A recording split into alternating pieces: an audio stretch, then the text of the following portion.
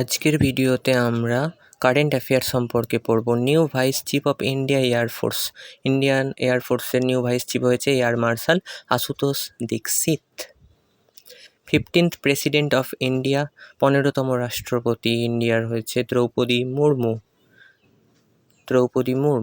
15th vice president of India, 15তম উপরাষ্ট্রপতি হয়েছে CP Radhakrishnan. 53rd chief justice of India, যেটাকে সিজেআই বলে, তার নাম হচ্ছে justice Suryakant. National green tribunal NGT যাকে বলা হয়, তার চেয়ারপারসন হিসেবে নিযুক্ত হয়েছেন justice Prakash Shrivastava. 16th attorney general of India, যেটা আর্টিকেল 76-এ যার উল্লেখ আছে, সেই হয়েছেন তিনি আর ভেঙ্কটরামানি।